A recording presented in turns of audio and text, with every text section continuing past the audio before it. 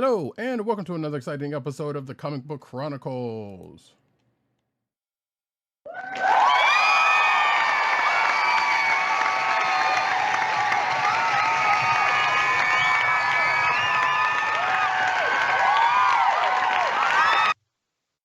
I am your host, Roddykat. You can find me at Roddykat on Twitter. You can find me at News on Twitter. You can find me at CBCaps on Instagram.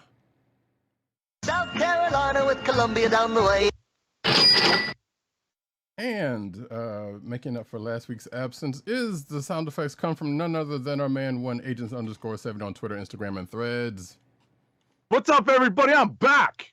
But our upcoming schedule will kind of revolve around a lot of things happening in the fall of 2023. USA! Hello, Brooklyn!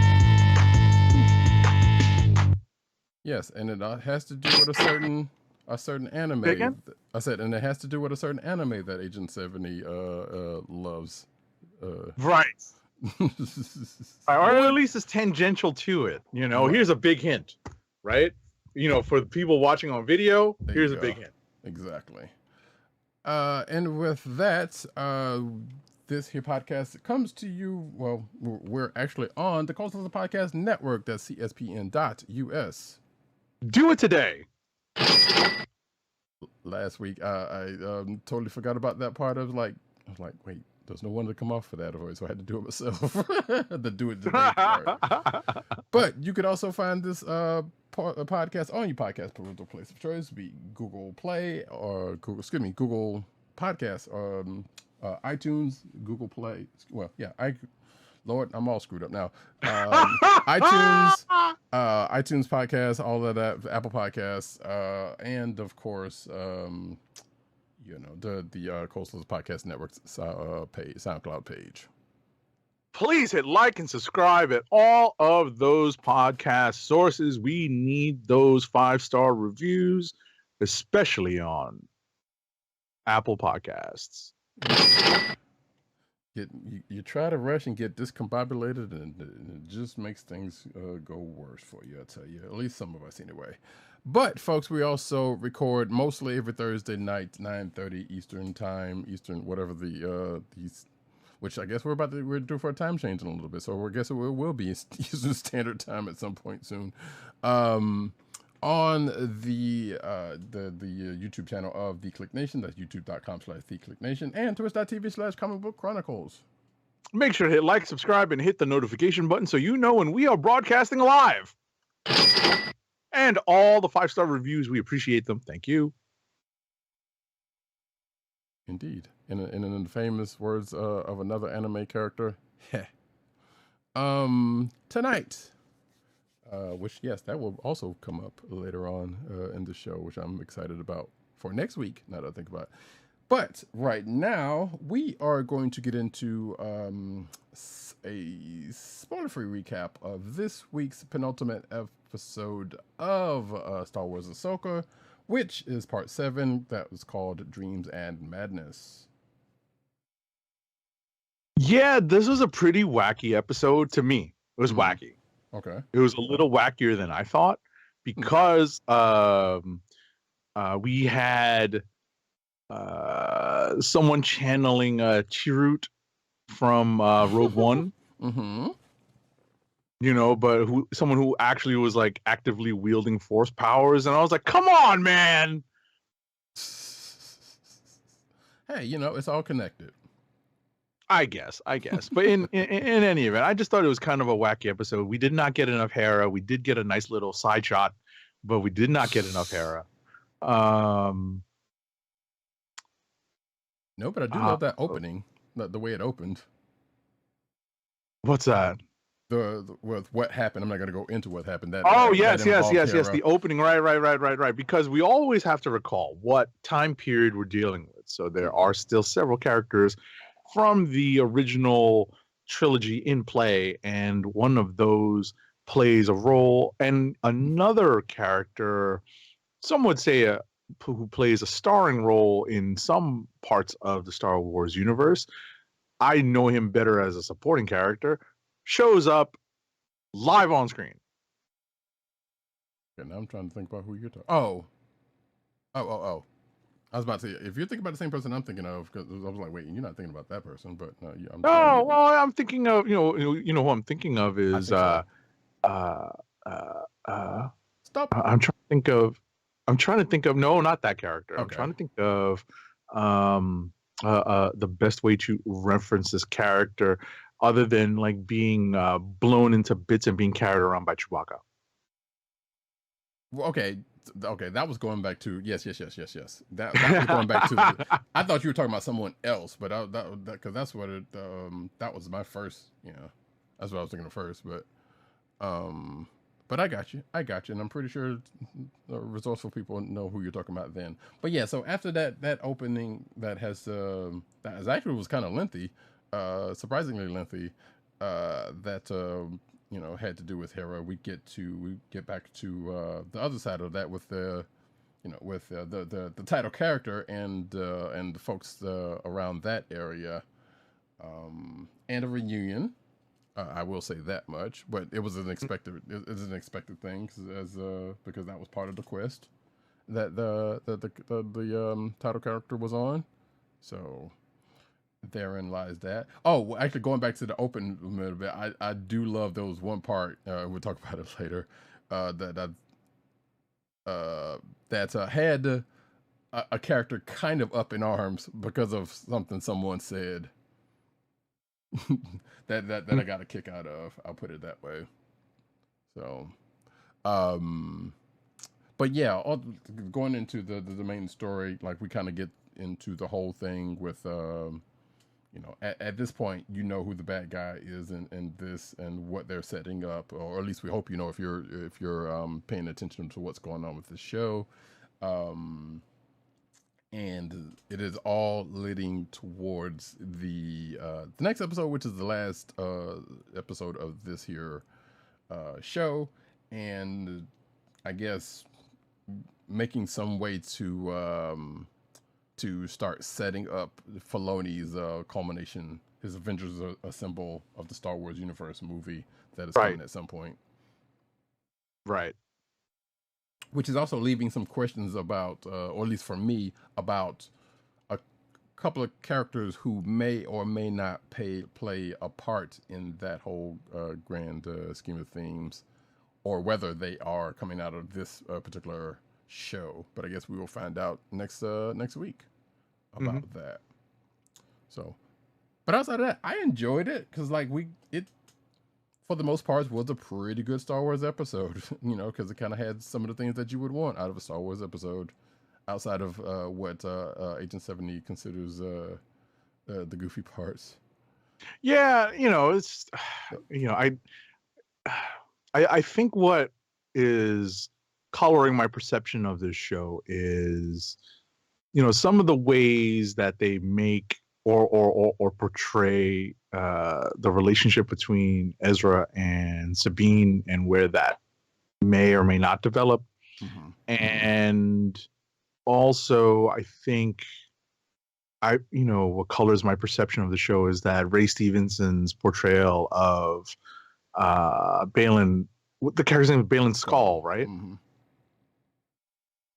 Yes. I think it's so good, and it's just a shame that it's not going to continue after this series. Agreed. And that's kind of one of the characters that I was thinking about with what I said a little bit ago, because I kind of wonder if they kind of had some plans for his character and his apprentice in the bigger stream of things.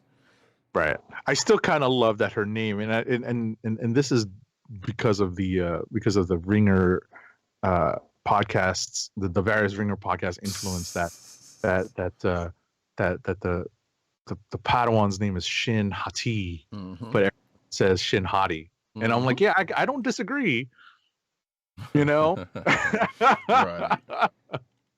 Oh yeah, I'm sure that has been floating around all out there. Like I heard them say Shin Hati on the show, and I'm like, no, it's Shin Hati. Right. Just admit it. But weirdly enough, has me thinking about Shakti, the one who put the satin on your panties. But Yeah, Which, yeah. But in any event, yeah, I was just every time I hear them make a joke about it, I'm like, yeah, that's pretty fair, pretty fair. yeah. You know, I dig the overt and the quiet sex appeal of this show. I was about to say, wait, did it have a quiet? Was the sex appeal of this show quiet? I did not know that. Because I feel like it was all pretty much out there, you know. Yeah. So even with characters you wouldn't, you know, or in certain characters you wouldn't think so at first blush, who's been around in other Star Wars projects, you know, or current Star Wars projects, I guess you would say. So Right. But yeah, outside of that, enjoyable. But I know I feel like probably this episode also kind of goes away for some people. I don't know that for certain. It was like, okay, what is the show actually doing and setting up? Like, we already know people. There are certain sections of people who don't have a whole lot of patience. Right. You know, it has to be on from the get go and continues to be on and get somewhere and do something. So I mean, I suppose that's not going to stop anytime soon. But you know, there's. And I get certain people's apprehensions because, as we know, of the character, the title character has such a cachet at this point, you know, with fans, because especially the way they started out, like Ahsoka started out kind of annoying and ended up being a fan favorite for a lot of people, whereas. Or at least I can only speak for probably myself and maybe possibly ages 70. Certain characters like Ezra Bridger. Right. Was annoying from the get go and remained that way. Maybe less so, but still so. Yeah, he's annoying. But at least still kind of annoying to me now, even in live action. Actually, you know what? Yes, also, but also still kind of less so, as you know, in the bigger thing. Like, yes, I agree, but I feel like he's not as annoying as his animated counterpart. You know, right. Especially when you put. Go ahead. Because he's older. Right. There is that, you know. And he doesn't have like youthful BS, you know? Right. And he's not with Zeb, which, you know, which that plays a part of it, because Zeb was another character I would do crazy about. Although I don't know, I kind of wonder if they're gonna pop him in. I was gonna say, speaking of that character, Zeb, we actually get a mention, but whether or not we'll get an appearance is another story. That's what I'm saying. Yeah, like, is he gonna pop in, you know, in the next episode at the end? Some kind of way, which, you know, who's to say? You know, we don't know. But especially with well, not even with that first part, because like that kind of resolved itself in a quite amusing way, and actually kind of makes me want to watch Star Wars Resistance, which I had never done. Does he show up in that? No, but there is a character that was in that open that is related to a character in Resistance. Got it. And someone tried to correct me about that when I mentioned something on a video, but I was like, you know what? Calm down. But anyway, but yeah, like I said, next week is the final episode, and you know, we're just gonna see how this plays out. For Ahsoka going into whatever the Filoniverse is going to have served up for us coming. So I don't know. Really not much to say without spoiling anything. Even though there's a couple of things I kind of would want to. Right. But yeah, that's that. Unless Hayden Sanders got something to say, I'm going to mention Star Trek Lower Decks real quick.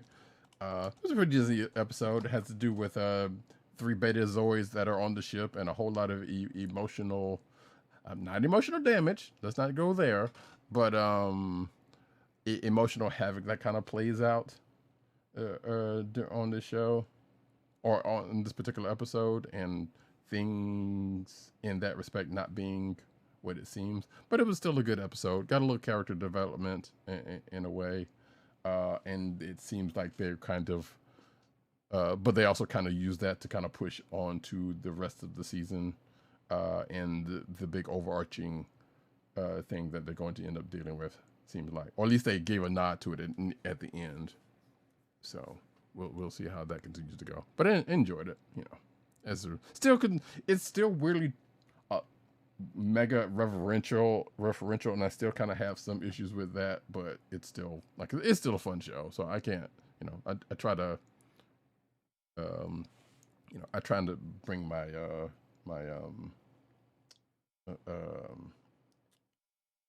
my notions down off of that, because I know some people like that kind of stuff, you know. But it's like, all right, you can kind of calm down with them a little bit. Like, we don't need 10 references every 30 seconds, you know. I'm not saying it's that bad, but it's like, okay, it just goes at times, and that's like, all right, leave something. That's all I'm saying. Anyway, that being said, okay. We're going to, what's that? I'm sorry, go ahead. I said, okay. Yeah. So you're not, I mean, I know you're not a big Star Trek fan in the first place, but have you seen any Lower Decks at all, or? No Paramount Plus. Or an urge to watch it via alternate means. Oh, that's fair. Like I said, I didn't, you know, I kind of figured that. Yeah, like if I was really, if I had, you know, if I was really, you know, fiending for it, then I might watch it, but it's not like top of my list. So yeah, it's a fun show, even if you're not a big fan. But like, you know, so. But also, like I said, the other things outside of references was another thing I had an issue with it, but I'm kind of getting over that either way. So that being said, we're going to push off into the books of the week, starting with Avengers number 5. it is, as I pull up my sheet, Avengers number 5 is written by Jed MacKay with art by Ivan Fiorelli, colors by Federico Blee, and letters by VC's Corey Petit. Folks, we are nearing, I presume, the culmination of this first 6-issue story arc in MacKay's run on Avengers. And I find myself a little underwhelmed by this Ashen, you know, what do they call themselves? Oh, the Ashen Combine. The Ashen Combine. I feel like we should be fighting them with lotion and moisturizer. You know? Like, seriously, like, why are we not fighting them with lotion and moisturizer? Yeah, it's too tough to crack, sir. The Ashen. Oh, look, we got jokes tonight, folks. This is what happens when Agent _70's back on the show. But in any event, right? Like, you know, I kind of, you know, I kind of saw where the story was going when I was reading it. It's like, oh, there's always like the put upon, you know, semi-servant of the big bads, and it's the put upon semi-servant of the big bads who may rebel and choose to help the underdog heroes win the day. And I was like, oh. And I think, you know, the one thing that I noticed in this that I was telling Roddykat about in the pre-show production meeting was that, you know, I noticed that a speech that normally would have been like the chairpersons or oftentimes just Captain America's when it comes to, like, you know, speaking directly to the foe, you know, or one of the lead foes, you know, kind of doing a little bit of speechifying, as it were, was divided up amongst a couple of different characters, and then you know, kind of developed into like kind of like a rallying cry. So you know, I noticed that, you know, just as it's not even a nitpick, it's just something that I noticed at the you know, culmination of the issue, kind of leading up to the cliffhanger ending, as it were. So but otherwise, you know, it's, you know, I appreciate what MacKay's trying to do here. I appreciate, you know, the art. Fiorelli's art is solid, but you know, when I saw that, you know, I was like, oh, it's the put upon, you know, not quite servant of the big bads. I'm like, oh, I see it. But you know, I'd like to see where this goes in the next issue. Right. So here's my thought about that, and I kind of had a similar thought to you because it went directly to a specific place and time, to which Right. certain folks might not know, might not remember. But obviously, us being being around this thing for quite a while, went directly there. Because this happened one other. Well, this probably happened. It's happened a few other different times, but one in particular times, as far as Marvel is concerned, that we both know about, where a similar situation has happened. And that's actually in my notes that is addressed as such. So, but I won't even go there. But yeah, like I said, I thought about that too, and it's like, you know what? Maybe McKay's gonna put a little spin on it. Who's to say? Right. Right. So we'll like you said, we'll have to just see how that plays out. As I show the Mark Brooks corner box cover for the folks that are watching the video version of this here thing.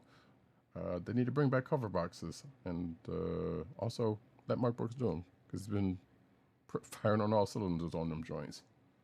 Although this version of the adventures that he has on this cover is not the current, but still, I see what he's going for. That being said, we can push on to the next book, which is Invincible Iron Man number 10. Invincible Iron Man number 10 is written by Jerry Duggan with art by Juan Frigeri, colors by Brian Valenza, and letters by VC's Joe Caramagna, the hardest working letterer at Marvel, or working at VC doing Marvel work.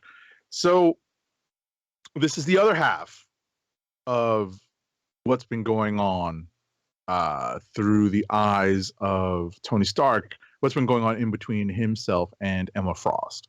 We do catch up with what's going on with Rhodey in lockup. He's locked up, but he's trying to get out. But in order to stay safe, Tony has had to make some deals with certain devils. I will say that it was interesting to see how Tony maneuvered into a certain position using Emma Frost. And I was reading this issue just as we were about to go on air, trying to finish it up, and I was able to, thankfully, so I could talk about it.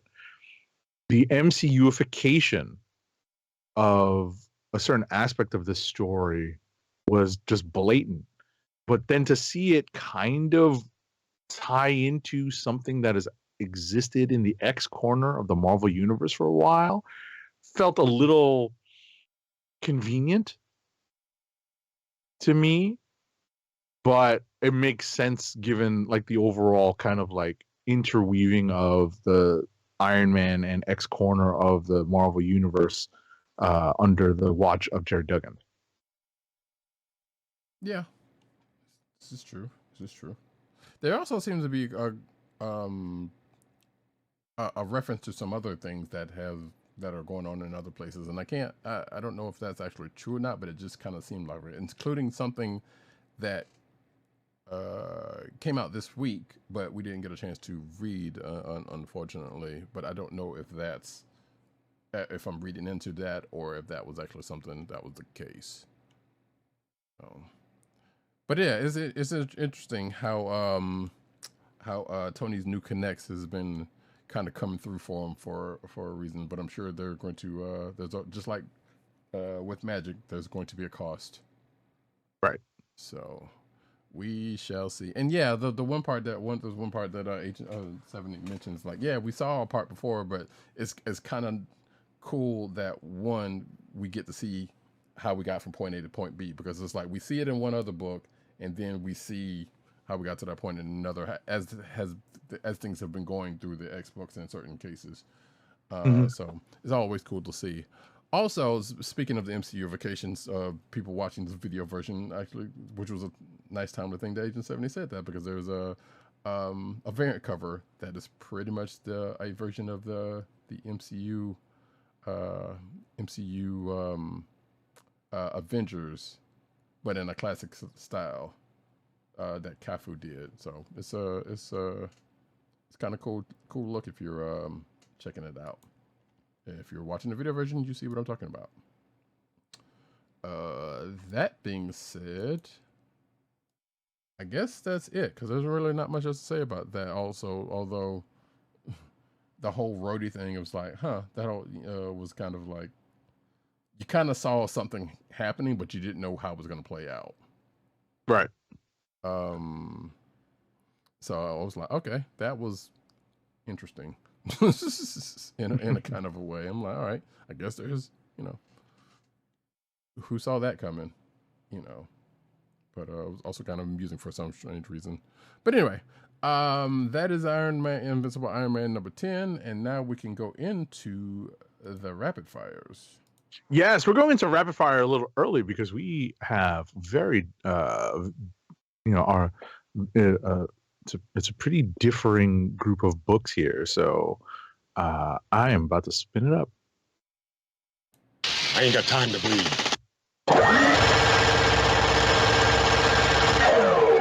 Rapid fire review time, folks. I'm up first. Tales of the Titans, number 3 of 4. This is written by Steve Orlando with art by Kath Lobo and Bob Quinn. Colors are by Adriano Lucas, and letters are by Rob Lee. So this is the third installment of this Tales of the Titans kind of reimagining or updating of the old school Tales of the Titans miniseries that focused on individual members of the Titans. This issue focuses upon Donna Troy, aka Wonder Girl, and she's always been one of my favorite characters amongst the Teen Titans. I loved all the Teen Titans, the Wolfman Perez era Teen Titans, but Donna was I always had a soft spot for Donna. And I really liked that they emphasize certain aspects of her here. There are even some aspects that have managed to continue on from the Wolfman Perez run, where they kind of graduated her into being like, a photographer, and now she's kind of a little bit more of thinking of using the lens as a documentarian, as it were, or at least a journalist with a journalistic flair. Right. So it's interesting that they've kept expanding upon that aspect of the character, and I'm happy for that. I would much rather have that than the whole Troya business. Next up, hold on. Before you go to the next one, you sure. Brought up something, because one, that whole Donna Troy is kind of one of those characters that has a, let's say, complex history. Yes. And I think they have DC has kind of at some point gone some sort of way to try to smooth that out. Yeah. So that's one thing. But also going back to the photographer thing, I think that's also a thing that has kind of been brought up in that Teen Titans series that is from the World's Finest thing. So I'm glad you brought that up, because I think they kind of married that to that as well. So right. Well, I mean, that's something that was in the OG Wolfman Perez Titans, and it was also in the television show, believe it or not. Oh, okay. Yeah. So it's an aspect of the character that I was happy to see. Gotcha. Next up is Immortal Thor number 2. It's written by Al Ewing with art by Martin Coccolo, colors by Matthew Wilson, and letters by VC's Joe Sabino. I adore this book. This is awesome.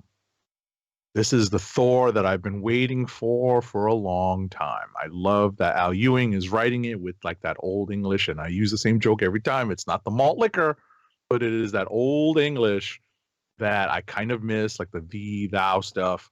And, it's just that there's a certain cadence to it that when you're reading it, you can hear it. And I know people would have poked fun at it if he used it in the movies a lot, but I don't think so. It just has to be delivered, with conviction.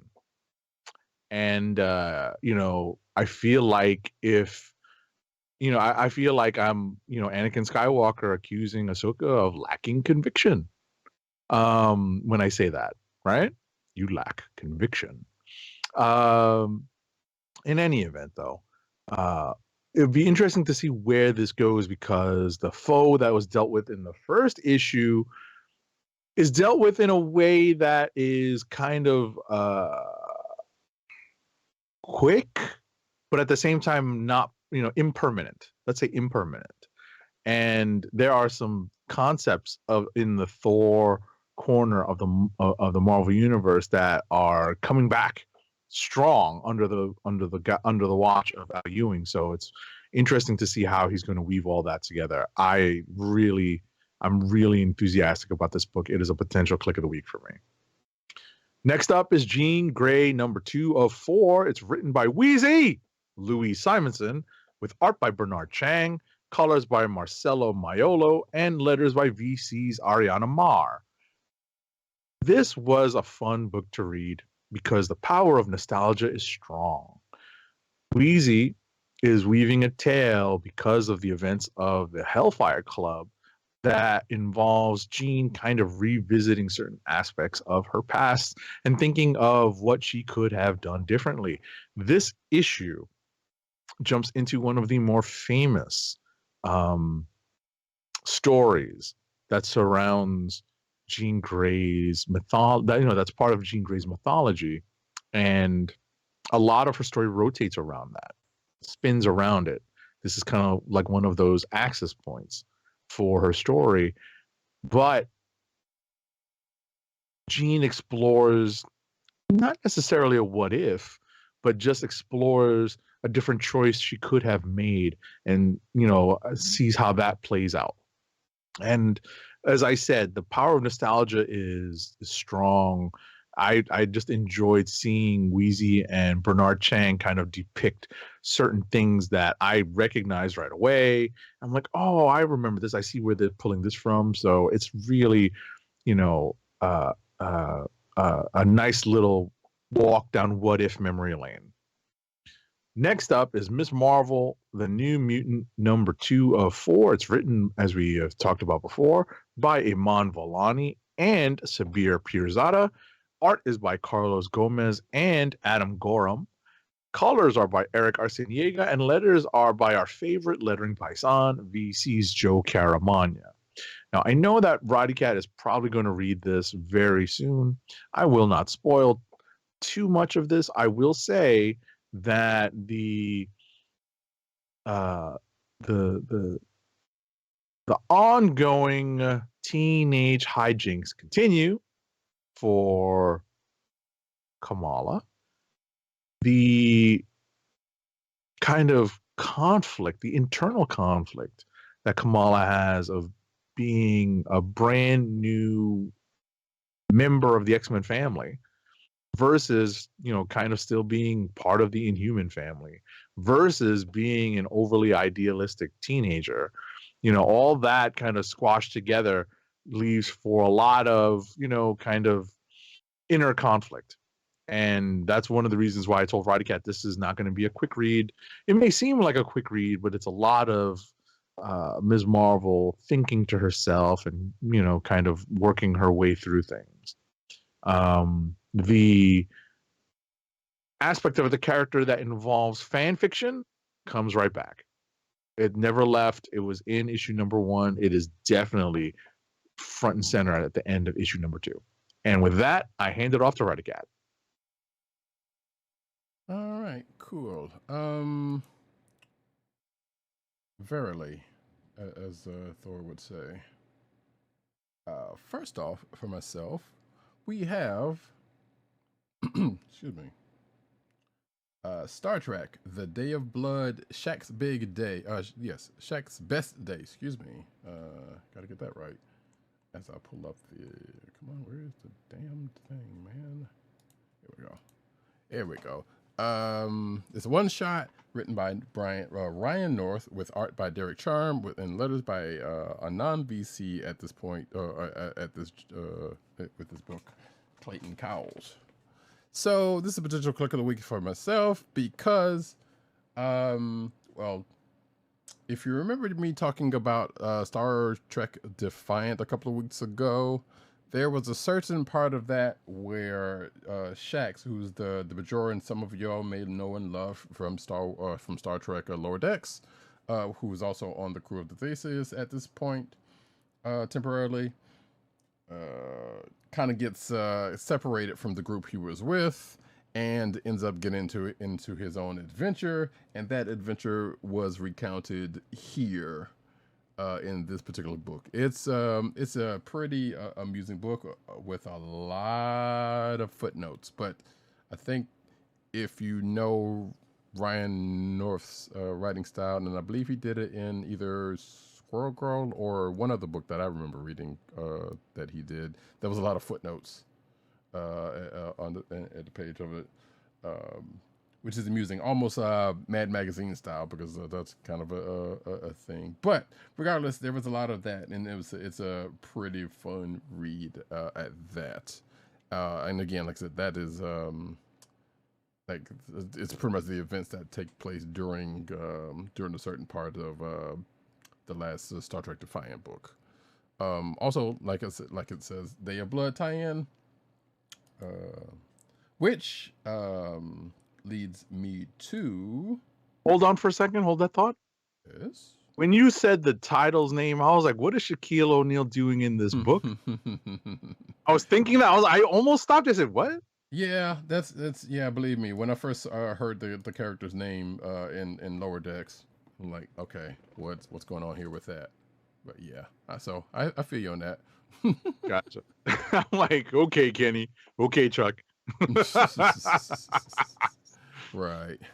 So we continue with the Star Trek corner with actually the final the part of the Day of Blood crossover event with Star Trek number 12, which is written by Colin Kelly and Jackson Lansing, art by Angel Ndueta, colors by Marissa Louise. There's a typo there and there. Wow, nice. And letters by Clayton Cowles once again. So, like I said, another potential click of the week. Because as I say in my notes, I'll just go ahead and read a part of that, which says, the crew of the Theseus and the Defiant ends up doing some Star Trek shit while Sisko is on Kronos going Super Saiyan. And that's only part of the book, but okay. Yeah. But it also goes in towards ending off this whole Day of Blood thing, but not without sowing the seeds of what comes next in the Star Trek ongoing, which has to do with a thread from probably last week's Defiant, Star Trek Defiant, that had to do with a character's family ties and the constant adversarial nature of a certain character therein that kind of comes back into the play because of some would say because of what happened then between this and the last issue of Star Trek. I think I can't remember which one it was, but I think it was Star Trek Defiance when some of that kind of happened. But you know, we like I said, the Day of Blood thing wraps up. You kind of get a slight bit of an epilogue in a sense, thanks to some subspace messages again before going, and some other dialogue before going into the thing that I just mentioned. And yeah, like I said, good stuff.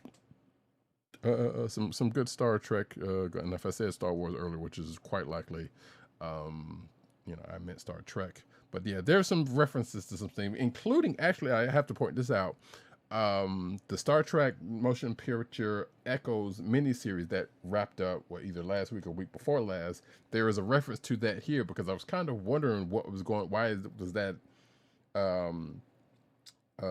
why that was going on, and what did that have to do with anything, if anything. And turns out, it gets referenced here, along with a certain device from the Wrath of Khan that ends up coming into play. Oh no! Yeah, in relation to that. So I was like, huh, okay. So that pretty much that whole that motion picture thing series was pretty much in service of doing it, in tying into this, which I kind of just started to suspect as I was reading that. So I'm like, okay, well, it was still a good story, but I was like, there's got to be something else to it, and sure enough, there it was. Next up, though, actually, let me do that real quick. And hop away from Star Trek to get into the Heroes Within the Half Shell with Teenage Mutant Ninja Turtles, Saturday Morning Adventures Continued, number 5. Blink. Story by Eric Burnham, art by Dan Schoening, letters by Ed Dukeshire.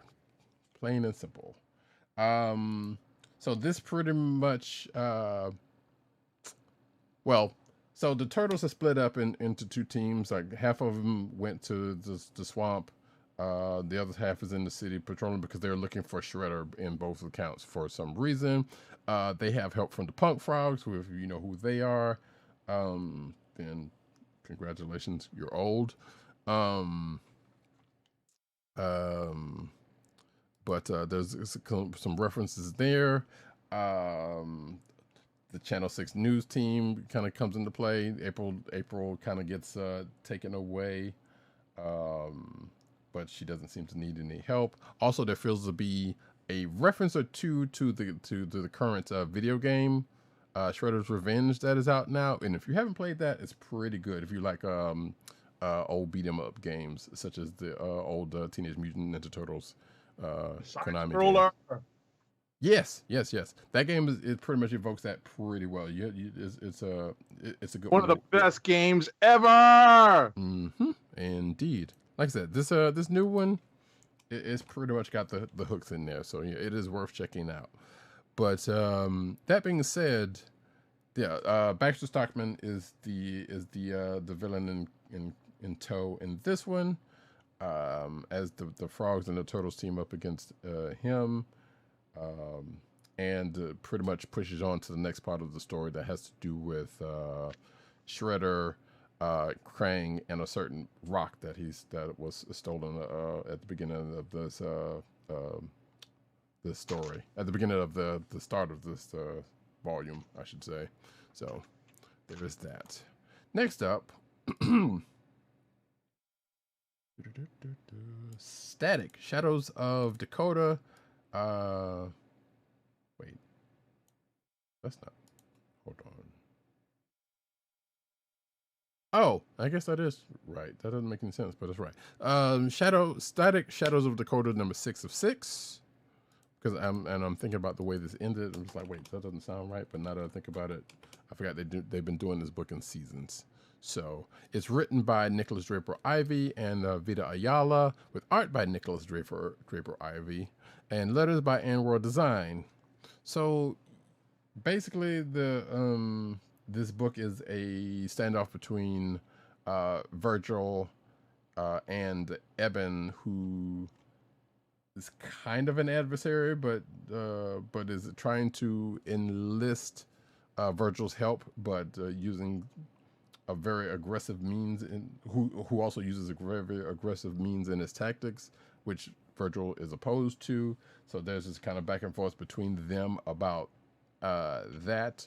But going into the end of this issue, may have come to not necessarily an understanding, but a potential partnership for reasons, because in the overall world there's things going on with bang babies and kidnappings of said folks, and things that have personally affected both of them, let's just say.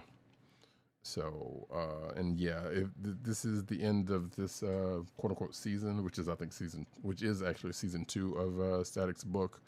I'm not sure when the next season is going to start, but I'm looking forward to the rest of it, because the art in here has been killer, as in the story's been pretty good so far. So they've been doing some quite nice work over there with that at DC. Next up is Blade number 3, which is written by former guest of the show Brian Hill, with pencils by Elena Casagrande and Valentina Pinti, with inks by Elena Casagrande, Roberto Poggi, and Valentina Pinti, color artist KJ Diaz, and letters by VC's Corey Pettit. So,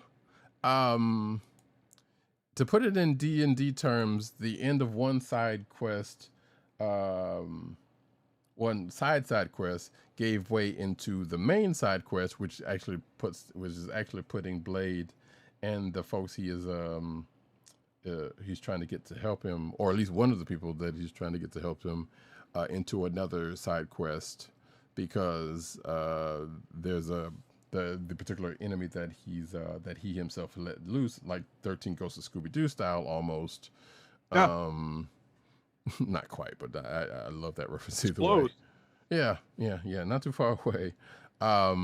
It's kind of out there, and so Blade is trying to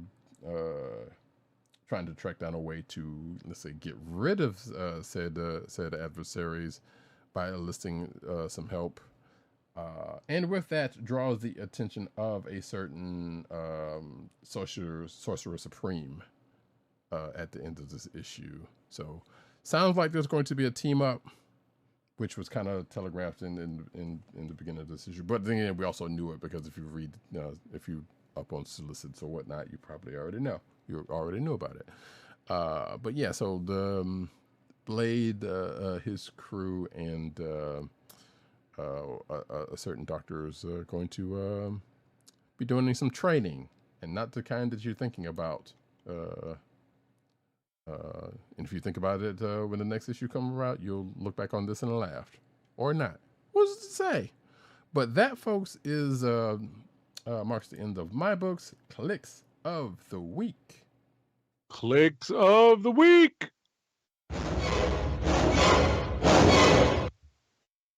And I am fairly certain. Actually, let me check again before I say that.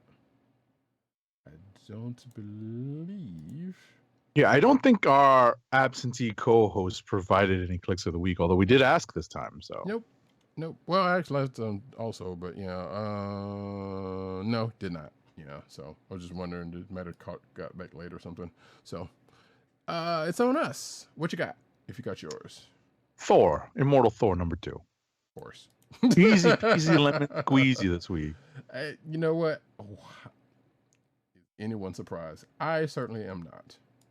You know what? I'll put this George Perez variant back up. There we go. Nice. Of that, which was it's a pretty good one. Yeah, I'm looking forward to reading that when I get a chance to. Actually, it might be after the show. Who's even to know? For myself, actually, it probably is just as easy. Honestly, I kind of want to do a 1-2 on this one. Actually, no, it might not. Because it's safe to say it's going to be in the Star Trek corner. It's safe to say. But I'm teetering between Star Trek 12 and the Star Trek Day of Blood, Shaxs Best Day one shot, which I think I am probably just going to go ahead and. Did I really not just put my books in? I surely did not. Oh, guess I'll be doing that in a second. Star Trek Day of Blood, Shaxs Best Day one shot is going to be the one. However, okay, Kenny. I know, right? Shout out to one Patrick Stewart, speaking of, who apparently has a memoir that came out this week called Making It So. If you're watching the video version, you can see the cover of the book and Sir Pat in all his glory. But definitely, the book I mentioned is mine, which there you go. Star Trek Day of Blood, Shaxs Best Day one shot. I almost joked with Agent 70 about his pick from the click I had for him last week, but I suspect there's a new story that is going to give me the opportunity to shine a light on that. And with that, we're going to get into the news section, but first, an ad read. Our first ad read of the night is for Blue Apron's meal delivery service. Blue Apron, fresh ingredients and incredible recipes delivered weekly to your door. Skip the grocery store and make incredible meals at home with Blue Apron. Always shipped free right to your home. And now the listeners of the Comic Book Chronicles can get $30 off your first Blue Apron order.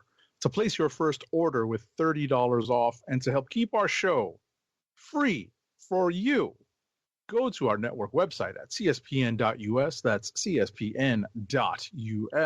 Then click on the Keep Our Podcasts free link at the top of the page. From there, scroll down to the Blue Apron link and sign up for your first order. Blue Apron through cspn.us. Do it today. And now we get into the news. Okay,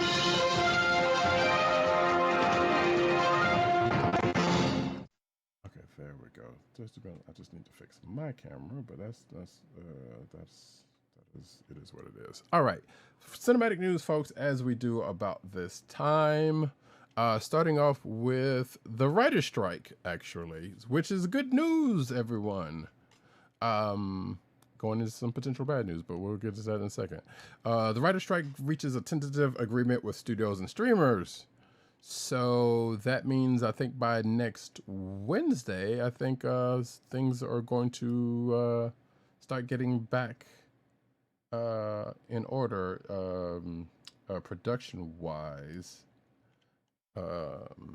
There was a 146-day strike, which is, according to this Hollywood Reporter article, is historic, and but very necessary because look, studio people are tripping, way tripping. Those studio heads are very much tripping. So, and actually, there was some things that come out because I don't know if it's in this article or it was in the Deadline article, or potentially in the Deadline article.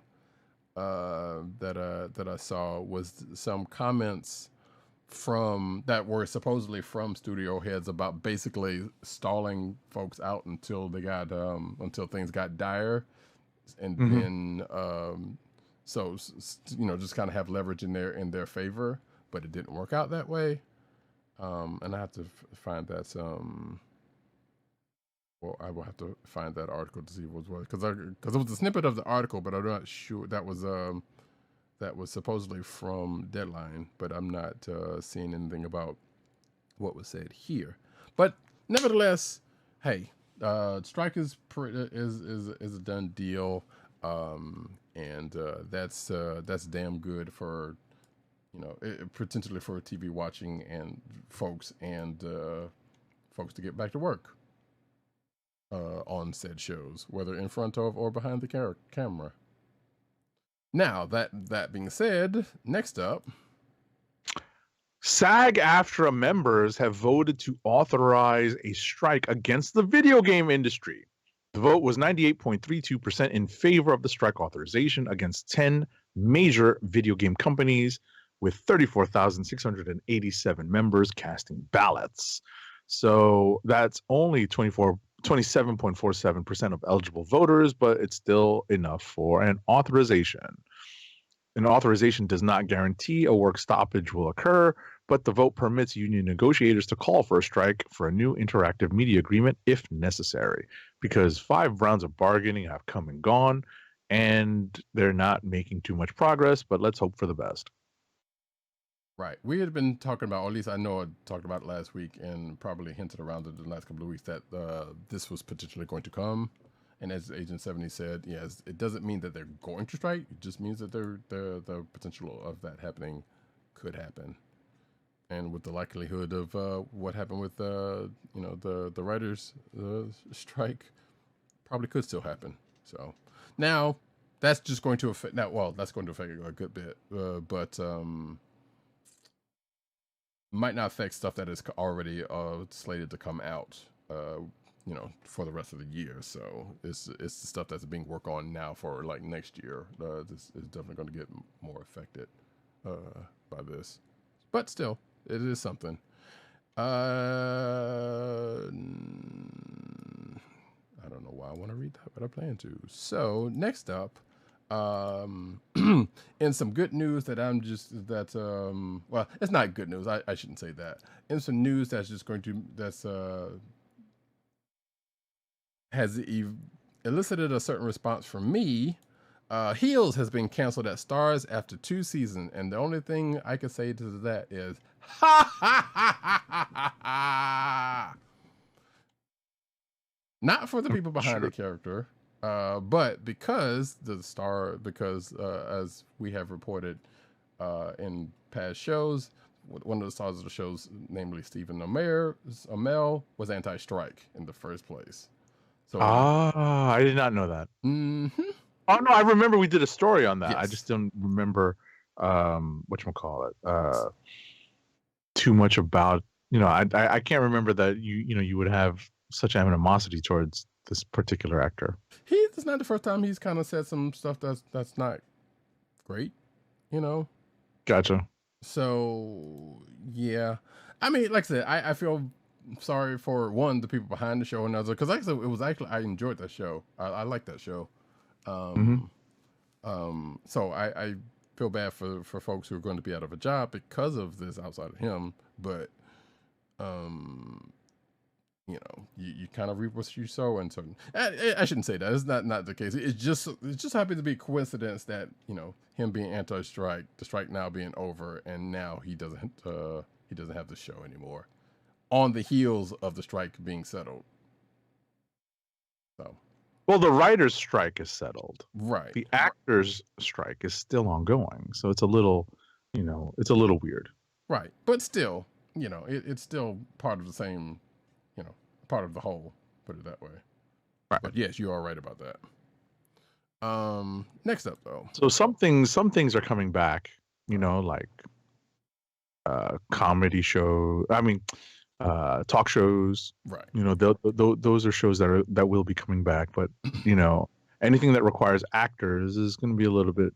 It's still up in the air right now. Right. They're still hashing it out. Yep. Next up, Martin Scorsese says, fight back against comic book movie culture by supporting directors like Christopher Nolan. We've got to save cinema. Okay. Marty.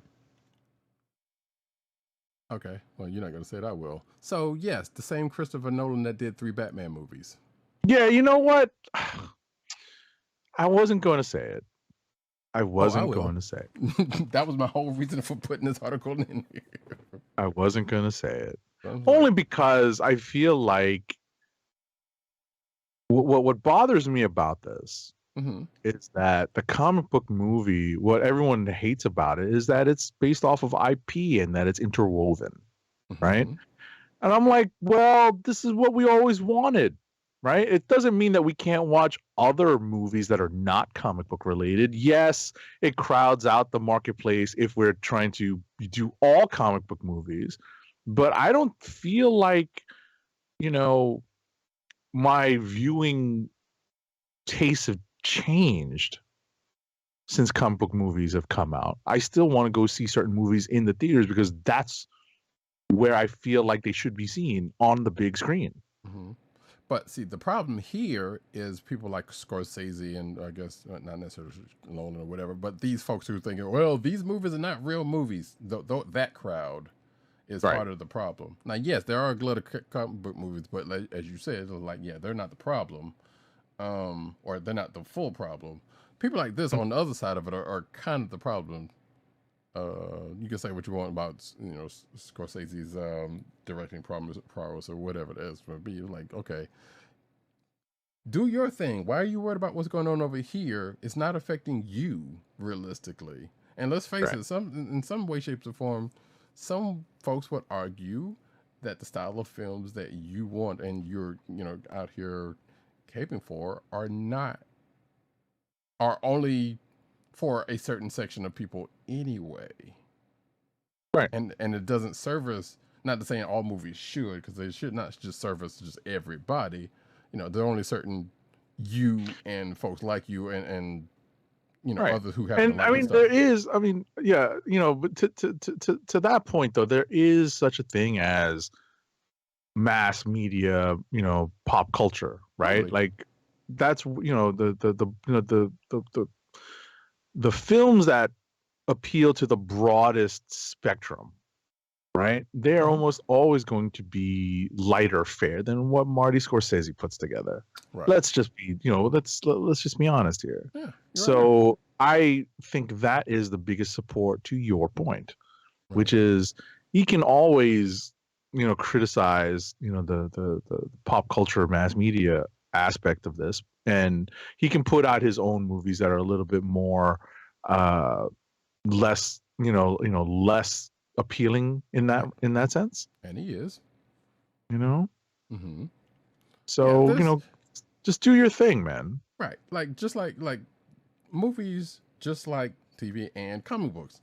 There are a broad media. Like you can have many things going on in the media that may or may not have anything to do with what you are doing. Now, some of that stuff doesn't get to the surface like I would like you would want it to in certain respects because let's face it, you when you have things that are way as the agents would say kind of really popular.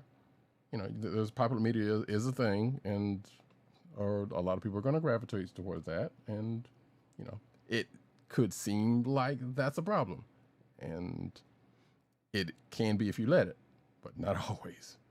The key Right. being you letting it one thing, and if you're not looking for other things, you're not going to find it. That being said, this is going on too long. It was like I just wanted to bring up the fact that it was like, yeah, anyway. I'm not going to say Yeah, I Scorsese is know. out of touch because he's not. Like I said, but that point of view is very narrow. Yeah. I'm going to say that's all I would say about that. And there's no saving cinema. Well, excuse me. Let me phrase that. The whole save cinema thing is like that's kind of a bullshit argument because Mm. cinema hasn't really died, and is always going to be. And comic book, as we've already said, comic book movies is not killing it. If anything, COVID kind of had something to do with more, you know, with the lack of cinema going than not. It has nothing to do with the comic book movies, but it's just kind of beating an old at this point, beginning to be an old horse. Right. So, anyway, next up, Max announces new Justice League movie streaming release schedule, and that is for Justice League War World, which apparently I thought was already out actually. It said the film was released digitally this past July, and it's going to hit Max, according to Just Watch, on October 23rd of this year. So I haven't really been keeping up with the animated stuff from DC, but I know there's some decent good stuff in there. I think this was like R-rated or something. So for whatever that means. There you go. Next up. James Gunn reveals exactly when new DC Universe movie canon officially will start. And he, in speaking with fans on social media, did his best to clarify what he says. And it will count once the new universe is fully launched with 2025 Superman Legacy. So basically, he says nothing is canon until Creature Commandos next year, a sort of aperitif to the DCU, and then a deeper dive into the universe with Superman Legacy after that. So for those keeping score, it doesn't start until his stuff starts. Basically. Which his guiding hand is in both. She-Hulk star celebrates 1 year of Madison with a Y, but not where you think. I should have had this. When I saw this story, I just started laughing. I couldn't help but smile, even if it was like inside, Mm-hmm. So yeah, Patty Guggenheim's Madison, was a tour de force, a breakout character in the series, which I actually kind of want to revisit She-Hulk at some point. But Patty Guggenheim. Oh wait, did she take it off, or is the link busted? Huh. Okay. So apparently, but basically, she got on Instagram at one point and said that what a fun and wild and funny time of things this was this last year. I've loved getting to meet and connect with so many awesome people through this portal. No pun intended, I'm sure. Love you and love Wangarino forever and ever. Hashtag no way home. Hashtag literally forgotten address. Hashtag trophy, I guess. I don't know what that was. It says, thanks for the incredible art. And I guess she got some art for her, some fan art for her character, which again, I can't show because the Instagram post is not going to show up. But nevertheless, there you go. I don't know where this character is going to show up again. This is me saying that, not her, but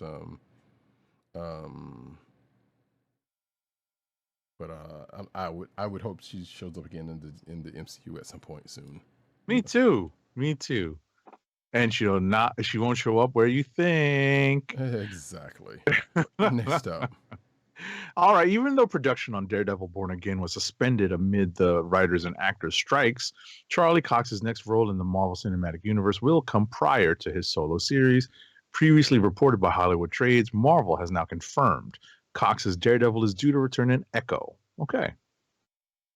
I mean, that's probably not that big of a surprise, honestly. Yeah. I mean, if you know anything about the either character. Right. So, but yeah, and also that's going to be this January. I believe that's still the case when Echo starts. So there you go. Next up, though, begun the Disney password sharing crackdown has. So yeah, in Canada, that whole Disney, password crackdown that Disney Plus is doing has started. And I only mention that because it's only a matter of time that that's going to filter down here if it hasn't already, but I don't think it has. I don't know. So if you're sharing your password with somebody else, your Disney Plus password with somebody else in Canada, yeah, you ain't gonna be able to do that. Unless you got some other ways, that we don't know about. So, and I think this article kind of goes into what that whole thing is about, but we've already talked about it in the past. So, ooh, some good news for me on a PC front, I think. But we'll see see what this means. Next up. All right. So Guillermo del Toro almost entered a galaxy far, far away by helming a Star Wars film. Screenwriter David Goyer said during the Happy, Sad, Confused podcast that he wrote a Star Wars script that del Toro was going to direct back in 2019. However, Lucasfilm decided to shelve the project because they are sometimes not geniuses. I mean, yeah. Wait, was that you saying that, or was that an article? No, that was me saying it. That's my editorializing. Gotcha. So, this is kind of, I know not to get it too far into this, but also kind of brings up a fact. It was like, okay, you got one or two people doing things like this. Like, we can find other people to do this stuff also. Because David Goyer has had his hand in a lot of, pop culture movies and stuff. I'm like, I feel like we can find other people to do the stuff outside of that dude. Just saying. And others, because like there's only a handful of people they let handle stuff. As we found out from like Shang-Chi and other and like the Captain America movies, you can find new people to get to do some things. Right. And get a good effect. Anyway, next up though, oh fudge sickles, come on, don't do this. I hate this stupid thing. The Enterprise G, if Star Wars Legacy is going to come, is going to happen, the Enterprise G is going to get an upgrade. And this comes from Dave Blast, the production designer on Star Trek Picard. And this is also coming from one of the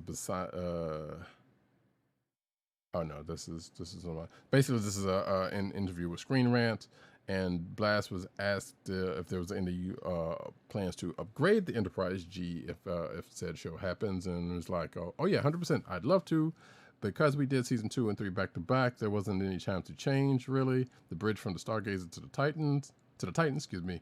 But if we get into going into series with Legacy, oh yeah, we're definitely going to tweak that one. So yeah. Probably a new version of the Enterprise G, which, as we know, coming out of Picard season 3, is the old Titan. So, there you go. Next up. All righty, next. During an interview with Polygon, Robert Kirkman explained how COVID-19 messed with the Invincible production for season 2, even when it was over. Oh, okay. I mean, that's basically it. Yeah, the article kind of goes into it. You can kind of read that for yourself. COVID is a factor, as is already known. Some sad news.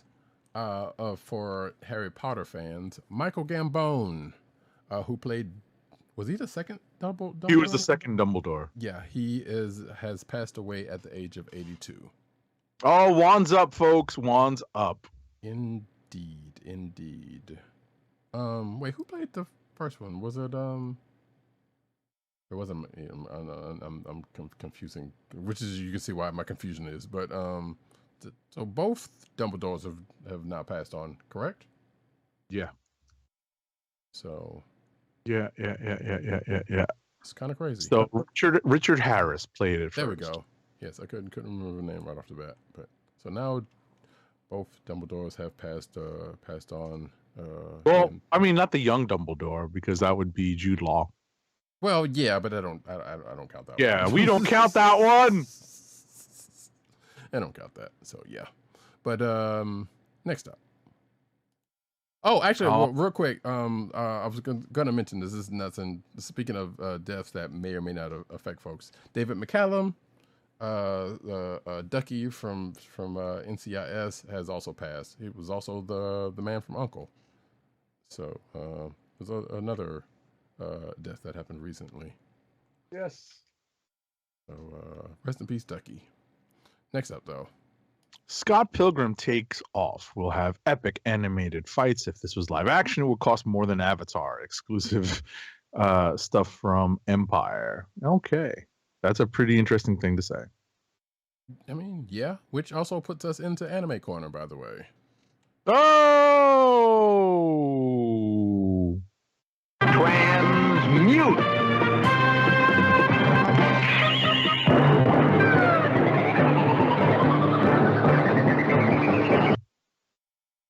I'm mad because I'm still trying to find where the hell I put my Gotcha Man box set. Because I know I had archived them, for anyone listening, but I don't know where those the physical copies are, right? Yeah, I don't know where the physical. Well, I don't know where the archive went either. That's the weird thing about it. And if I put it where I thought I put it, I'm kind of upset because that's no longer an issue. But regardless, that's a whole nother thing. Yeah, I can't find the physical version. They're back there somewhere. I don't know because for reasons of wanting to re-archive them, is why I did that. But yeah, Scott Pilgrim anime. Speaking of actually the Scott Pilgrim anime, apparently the anime will change where Ramona Flowers works. If I remember the live action movie, I think she worked for Amazon. Now she will be working for, and I guess this would be no surprise given that this is a Netflix joint, Netflix. The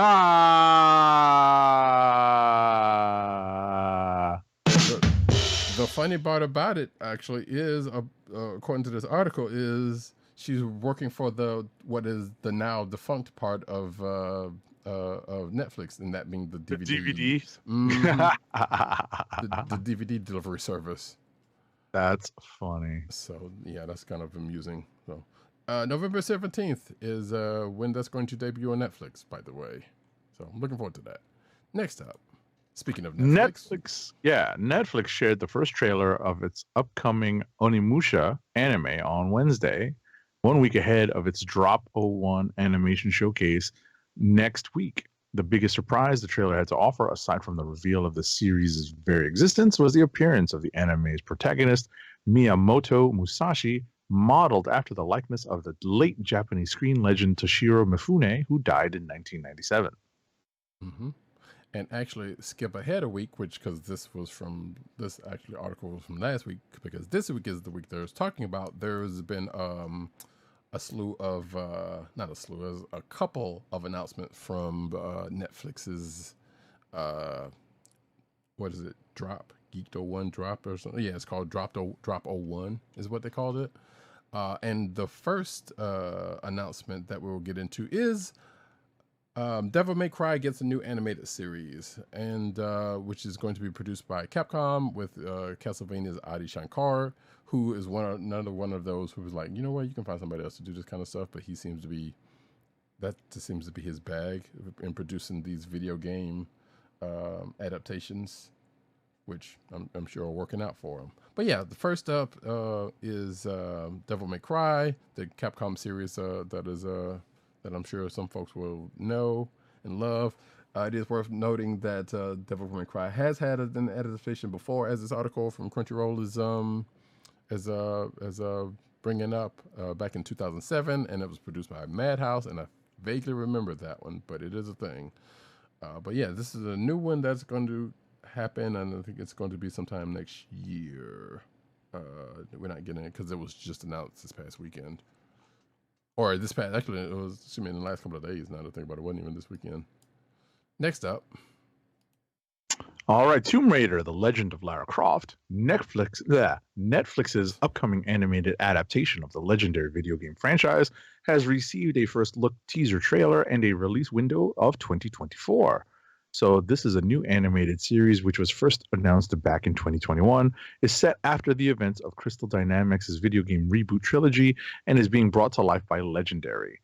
I did not even know there was a reboot video game trilogy. Oh yeah, it's pretty good actually. Or at least a couple of the ones that I've come across. But yeah, the Crystal did pretty good on those. Well, the first one's a little heavy in spots, but yeah, they kind of okay. And in interesting news, it was also officially confirmed that Lara Croft will be voiced by Agent Carter's Haley Atwell. Shout out to Haley Atwell.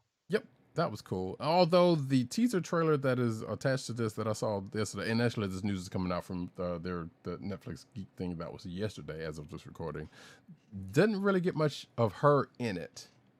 Or at least no actual voice. There's like some sound effects, yes, and some grunts and whatnot, but no real like lines. Which is kind of a shame, but that sucks. Yeah, but hey, here's what the thing is coming, and having Haley Atwell getting more work is always great with me personally.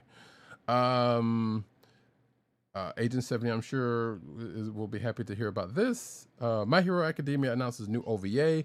Now, I put this in here thinking I thought I had talked about this before, but I'm not entirely sure. But I'm bringing it up here again, regardless of whether I did or didn't. But yeah, My Hero's getting a new OVA, which is basically, a shorter round of anime.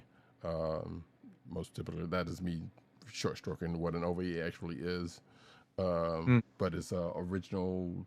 What is it? Original video animation, something like that is what it's called. Yeah, something like that. Yeah. Yeah. And it is actually coming to Japanese theaters on October the 20th. Which means that, and I guess it's only one OVA because sometimes there's, there might be a couple, but who knows what's going to happen. Wait, what? So it says here that Mirio will be the star of the OVA, and it will follow that character as he joins up with Class 1A for a unique tournament, and something about card battles. Yeah, I saw that. Yeah, and which hey, it's all marketing. I love me a good card game, as folks may or may not know now. So, and I'm not up on nowhere near up on My Hero, but I would be interested in that. So yeah, but anyway, we will probably see it sooner rather than later after that date mentioned here in the States. Next up. Oh, and the timing could not be better.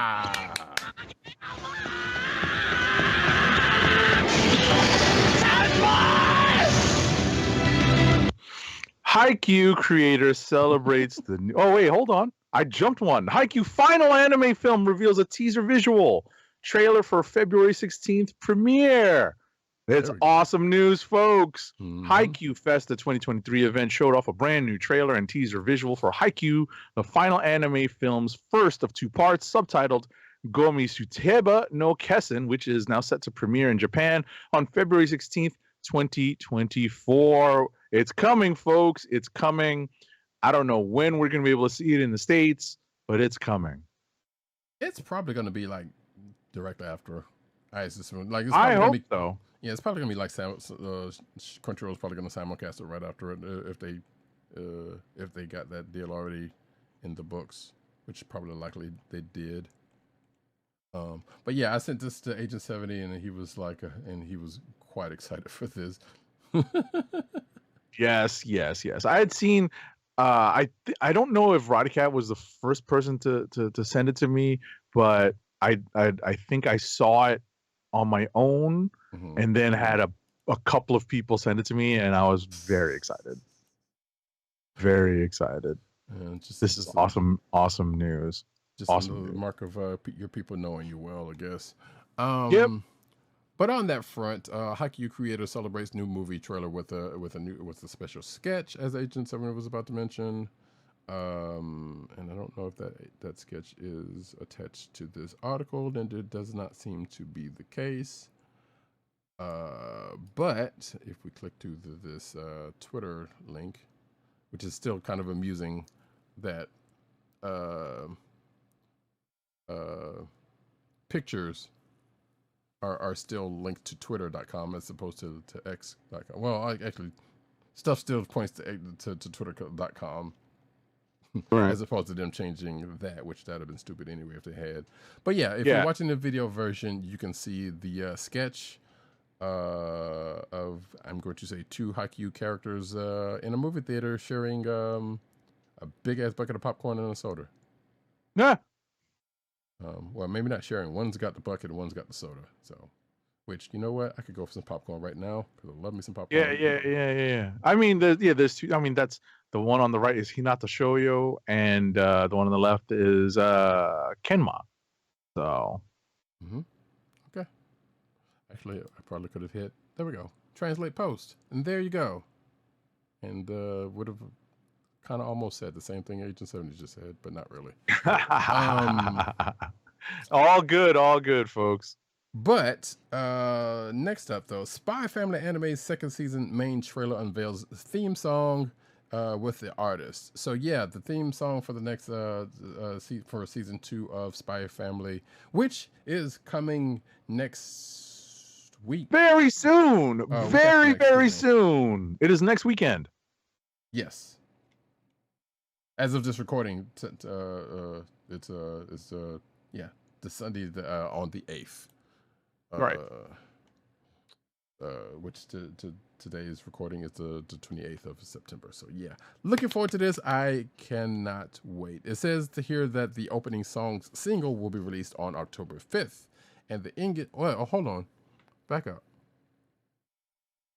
Hold on. So the opening theme song is going to be released on the 5th. The ending theme song is going to be released on the 8th. The season itself, I believe, yes, will premiere on the 7th. Oh, okay. No, I know it's the weekend. Well, in Japan, so we're going to get it probably likely on the 8th. Through probably Crunchyroll. Right. And it says here also that, which I think we've talked about previously, the movie Spy Family Code White will open on December 22nd. That's more likely Japan, and we'll probably get it soon after. There you go. And like I said, I'm sure there's going to be a simulcast because they've been on this one the day after the both premieres. Well, at least I don't know about the movie, but definitely season 2. Oh yeah. There you go. Next up is. Yeah, this is some difficult news to process. I don't know how to feel about this. The iconic Japanese animation company Studio Ghibli, which created internationally beloved films, including My Neighbor Totoro and Spirited Away, has now been sold to Nippon TV after failing to find a successor for its legendary co-founder and director Hayao Miyazaki. The two companies' board of directors met on Thursday and approved a resolution for Nippon TV to acquire shares of Studio Ghibli. I always hem and haw on how to pronounce it. I think it is Ghibli. Yeah, I believe that's the case. Making it a subsidiary of the television network. The company said in a joint statement the financial terms of the deal were not disclosed. So, Hayao Miyazaki is now 82 and producer Toshio Suzuki is now 75. Studio Ghibli has long been struggling with the issue of their successors, the statement said. That I understood. I understood that he wasn't able to hand it off to his son, if I'm not mistaken. Yeah, because they have issues, and he's doing his own thing. Or I should say he's doing his own thing. I don't know about the issues. They might have resolved that, but I don't know. I know there was some split between them two. Right. So bottom line, is that I still don't know how to feel about this. I really Yeah. don't. It's a weird Disney moment in this, in a way, or not just Disney, but hey, here's this storied franchise that's just being sold off to a big TV studio. Yeah. Uh, To a big corporate, exactly. entity, and that's the Exactly. hard part. Mm-hmm. And the reasons of it is even more sad. It's like, yeah, there's no successor. Right. I mean, it's nice that it's a family business, but at the end of the day, it's a pretty singular artistic vision that is the strength of Studio Ghibli. You know? And therein lies the problem, because under this new arrangement, will that continue to be the case? It was the same thing with Pixar, actually, which is why I bring up the Disney thing. Right.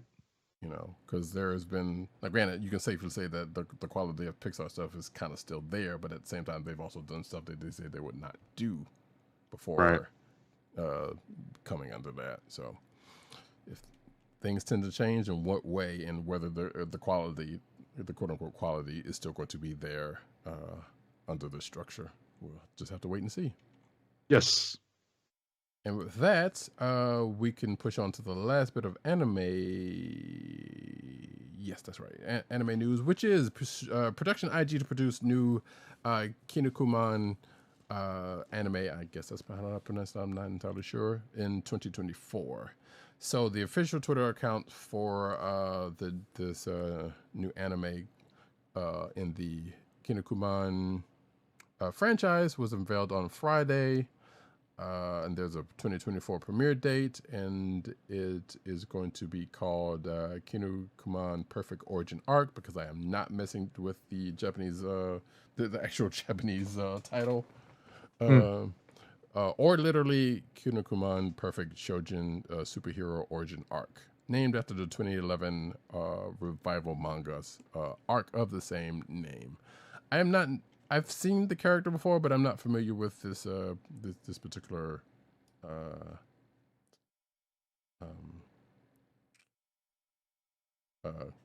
with the character, or anything with the anime or what it's based off of, basically.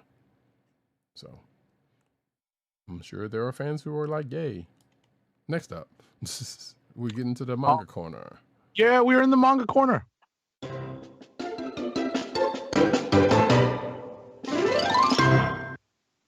New Shonen Jump manga is the fresh new fantasy more fans should be reading. So this is about a new manga that's in Shonen Jump called Mama Yu Yu. And I guess at the end of the day, this manga created by Yoshihiko Hayaki follows a teenager named Corleo, who is the hero destined to defeat the Demon King. However, the fantasy world he lives in is currently in a time of peace, with demons and humans coexisting, so he's uncertain about his purpose. And that's kind of like the crux of the story. Mm-hmm. Not to be confused with Yu Yu Hakusho also.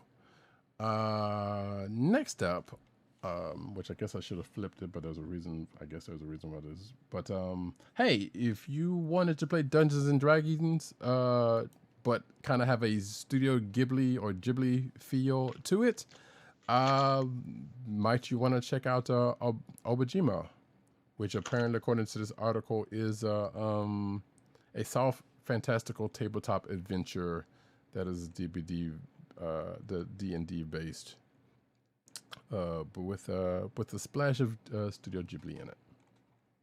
So this article kind of goes and talks about that a little bit and what they're trying to do with it. I believe this is a Kickstarter campaign. Yes, that it is.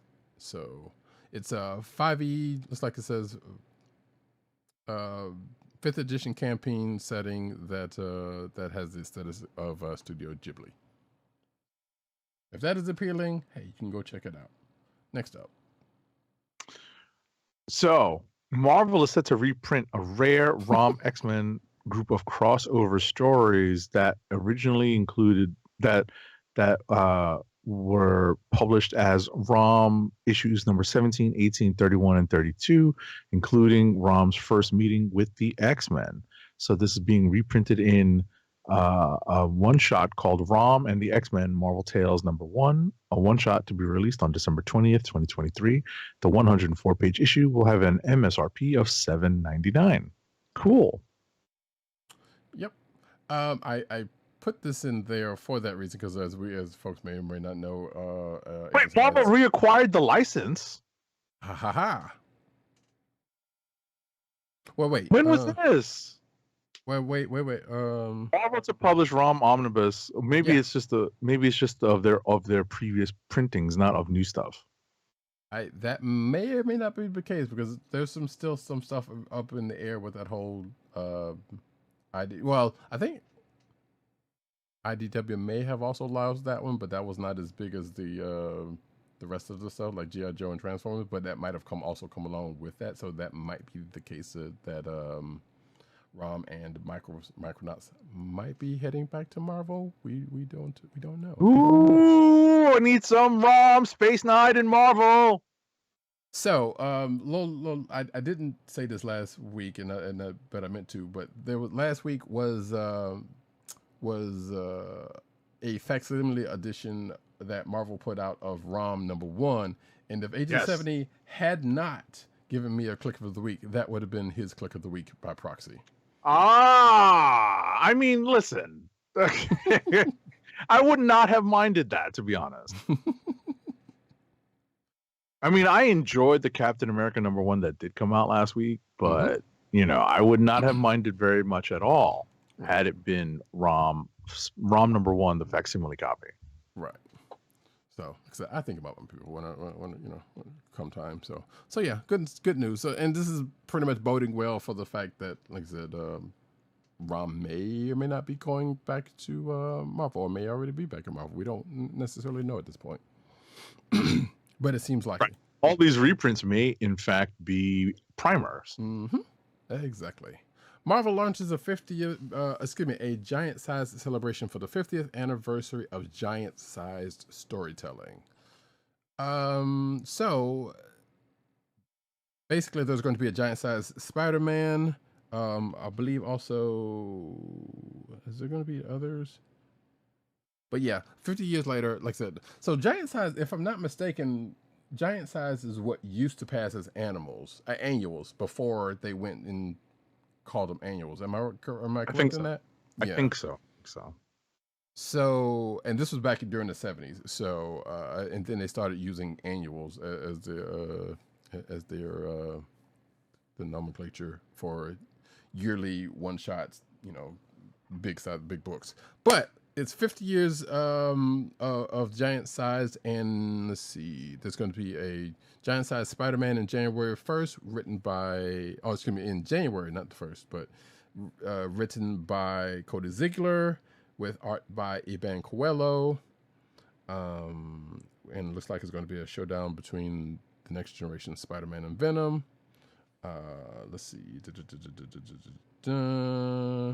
And apparently Dylan Brock is going to have something to do. Well, Dylan Brock is the current Venom, so that is why that is. And I think it says also, yes, Giant Size Superstars is going to be a special facsimile edition, which is going to be, if you're watching the video version, you can see the Fantastic Four Thing versus Hulk story.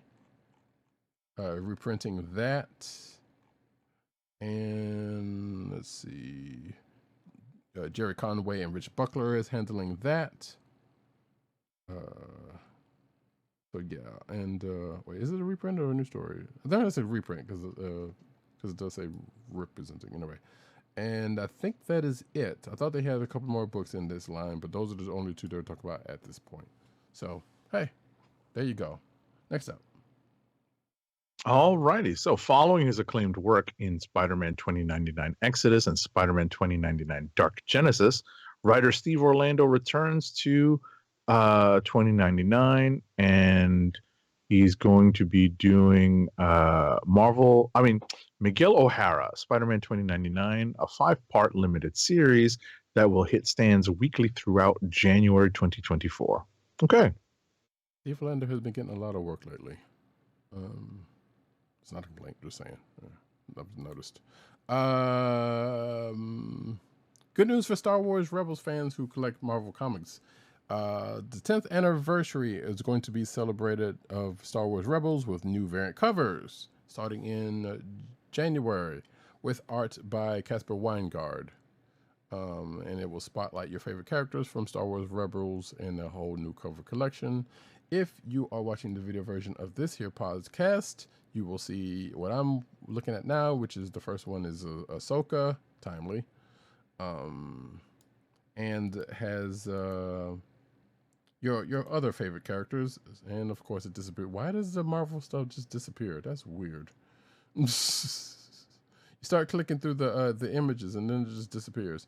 But starting in January, January through April is going to be when said variant covers are going to pop up, and they're all going to be in, of course, for the Star Wars ongoing book. So Star Wars 42 through 45 are going to have these covers, and if you peep just the second of what was being shown of these covers, like I said, it's your favorite Rebels characters.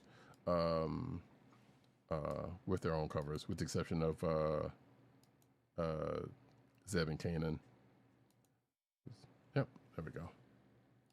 Who have their own, who have covered themselves. That's why I'm saying that. Next up, though.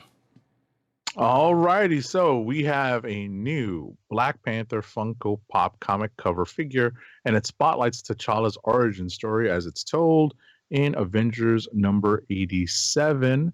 It arrives at Target as part of the latest Marvel Selects wave. It's a pretty cool looking Funko Pop. Mm-hmm. And I shall have it. I shall have it. Possibly. Next up, DC Hero Kliqs monthly op kit incoming. You see, there's a Batman one with his foot foot out, like he's doing like he's channeling Keanu from the Matrix. But apparently this kit has everything stores need to run multiple in-store DC Hero Kliqs events over the course of the next month. New dials for Batman and the Huntress, as well as Nightwing. I don't think I've ever seen, and again, not that I go to LGS's all that often anymore. I don't think I've seen any of these Hero Kliqs events there around to where I am anyway. I'm sure they have them. Yeah, I'm sure there's somewhere. Yeah, but I'm still trying to find Disney Lord Canon cards, so F all that. Next up. Listen, my local comic shop is a big gaming place. They have regular tournaments. I still think they're doing Yu-Gi-Oh! And Magic. Oh, of course. I mean, those are staples. That's what I hear them play when I walk in some days on tournament day. Mm-hmm. Like I'll come in after volleyball on Sundays and people are lined up to buy packs to get into the game. And I'm like, yeah, this is why I avoid this place on Sundays. Yeah. Next up, Cast Lightning with the new Nerf X Magic, the Gathering Blaster. Lord, Hasbro PulseCon 2023 arrived, and they announced an impressive set of collectibles like a new Magic the Gathering Blaster. Really? Mm-hmm. Synergy, corporate synergy at that. Yeah, synergy. Yep. I think there was a couple more Hasbro PulseCon 2023 announcement that I forgot to put in here, but it's just they will be probably forthcoming if there was anything significant. Right. Back to comic news. You know what that reminds me? I actually have a little bit of Toy Corner. Okay. I picked up a couple of things in the last couple of weeks, so let me go grab them while you do this story. Sure. Hey, that Wonder Woman #1 from last week gets a second printing. Which, hey, the book was pretty good, so I'm not mad at it. I know 8-70 hasn't read that issue, but if for those who don't know, that is the Tom King and Daniel Sampier book. Again, that came out last week. There's actually a couple of other Dawn of DC books that came out this week that we didn't get around to checking out, like Power Girl and The Flash. Actually, yeah, The Flash one was another one I was going to check out. Flash #1 came out. Yeah, and Power Girl also came out this week. There might have been another one, but I can't think about it. But yeah, so I've been kind of checking out, and last week I think was, no, it wasn't Cyborg, this has been out, but these Dawn of DC books I've been curious about checking out, and like I said, because it was a Tom King book, like, hey, you know what? Let's see what he does with that one. And I talked about that last week, so I won't go into it. And also just in case Agent 70 wants to read it for himself whenever he gets around to it. But hey, second printing, good stuff. Hey, grab it. Next up, Mad Cave announces a new Dick Tracy comic book series. All right. So let's see. So years after the last Dick Tracy comic series published through IDW, Mad Cave Studios has announced a new Dick Tracy comic series with the involvement of Dick Tracy Comics rights holders Segura and Moretti and Chantal Amy Osman. Okay. so the funny part about, well, not about this, but actually I'm kind of surprised it's not under Archie, but I guess there's a reason for that. Speaking of Dick Tracy rights holders, for those of a certain vintage who remembers the movie, to which I don't remember if I knew this or not, but what's his face? The star of the movie, Warren Beatty, has the rights to Dick Tracy doing Dick Tracy movie, and has pretty much been holding on to it for dear life, but has never really done much with it since that. And that movie came out in 1990, which actually wasn't a terrible movie. You know, all said and done, especially for the time frame. Right. But we've never seen anything else from that end. But it's just funny every time Dick Tracy comes up, and I think about that movie. I think about the fact that he's kind of holding on to that for dear life. But hey, you know, got to do your thing, I guess. Last but not least, and a fan favorite Transformer had to change its offensive name according to this CPR article. Which, by the way, Transformers from Image Comics is going to be starting next week. Void Rivals came out this week from the same company, which may or may not have some more teasing out of this whole Energon universe thing, but I'm not entirely sure if that's the case. But I expect if they were going to do it, it would probably be a reason to do it going into next week's #1 issue. But we didn't get a copy of the book, so we don't know. Maybe talk about it next week if it's something significant. Regardless, the Transformer in question is one of the Dinobots, Slag. And apparently, well, it's not even apparently. This is a slang word in real life, and this is the reason why that is being changed. So apparently they're changing. Wait, they're changing Slag to Slug? Is that what I'm seeing here? Yeah, the subgroups ranks include the Triceratops, Transformer, Slug. Originally, this character was in Slag. Yeah, so yes, I'm right. So, does it say what they're changing it to? I guess that they're going to keep Slug and not Slag. Yeah. So, yeah. Which, you know, these things happen in a modern era. So, right.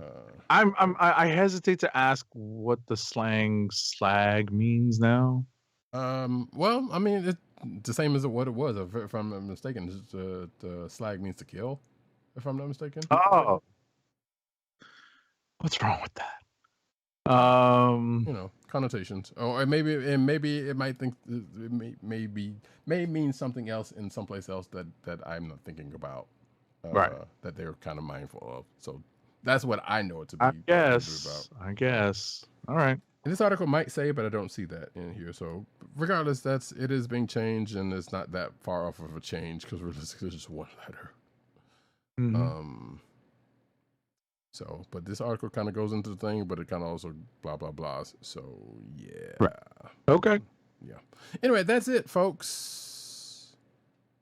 Oh wait, yeah. So I've got a Quickie Toy Corner. Yeah, well-known word, the slag was an offensive swear word in major markets such as the UK. Yes. So it was also used as a pejorative equivalent to crap in the Beast Wars Transformers. Yes. Yeah. Da da da da da da da. So yeah. Damn Anyway. Brits. Okay. So yeah, All that's in the end of the thing. Let me put the thing over here on you before you do that. There you go. There we go. Yeah. Spotlight on you, there sir. Go. Thank you so much. I mean, at the end of the day, I just have a very quick toy corner. What's in the box? And they're not even new figures, really. The first one that I picked up when I was visiting my local comic shop, I bought something. I bought like one comic, and I was like, you know what? Let me pick up something else just to help out, right? I don't have a pull list here. Let me just, pick up something. So what I ended up picking up is something I've been meaning to pick up for a long time. That is the Marvel Legends Blue Marvel. So I had not picked this up yet, and I'm glad I nice. finally got to pick up this rendition of Adam Brashear, Dr. Adam Brashear. I think I have that one already, actually. Oh, yeah, no, you definitely do. Because I remember you doing your own toy corner about picking this figure up. I'm glad I finally got him. So, it works for me. Nice. I think that might be the last figure I've picked up, actually. Say again? I think that might be the last Marvel Legends figure I've ever picked up. Gotcha. Yeah, I mean, I'm here and there now with these. Right. And I'm still hemming and hawing the Giant Man. I like the idea of it, and the pricing is really on the reasonable side for a big figure like that. Right. So, I picked up the Extremis Iron Man finally. Nice. And I'd been sitting in my wish list shopping cart for a long time, but I finally decided to pull the trigger and pick it up because it was just time.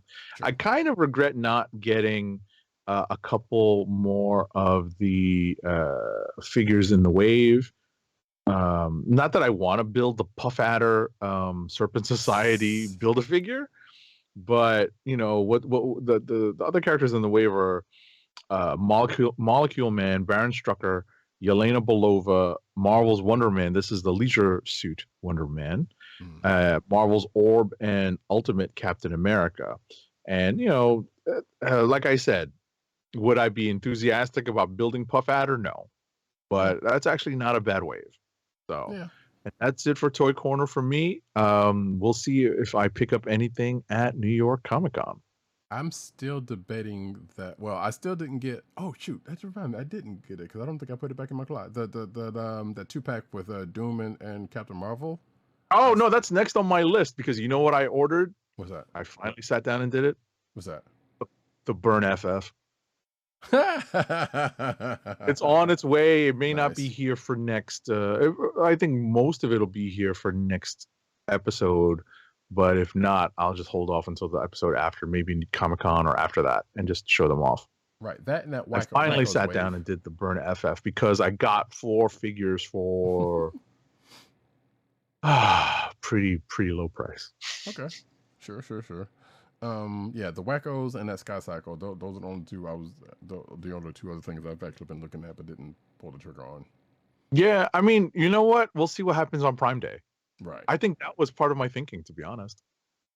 Yeah, because they do have a thing coming up in a couple of weeks, actually. Right, it's not far, right? So we'll see if Prime Day entices either of us to pick up the Sky Cycle with Hawkeye, the Wacko box set, and or Monica and Secret Wars Doctor Doom.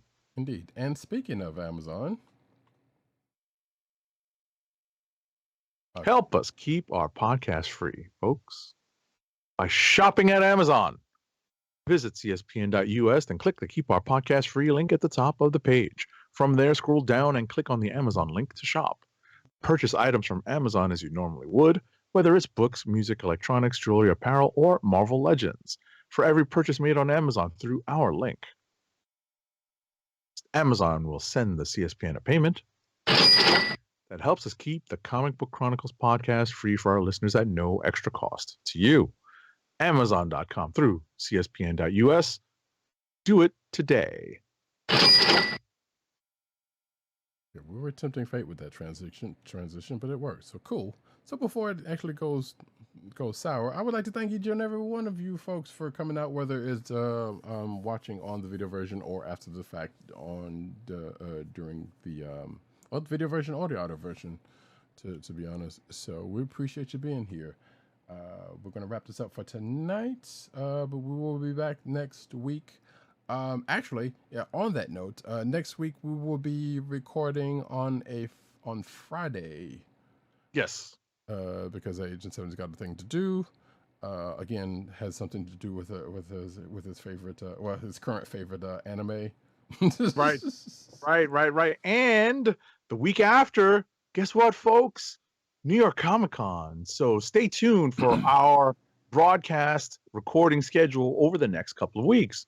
Yes, and Loki season 2 starts next week. In addition to, as we said, Spy Family that weekend, but we clearly won't get to Spy Family before it comes out next week. So we'll talk about the week after that whenever we record.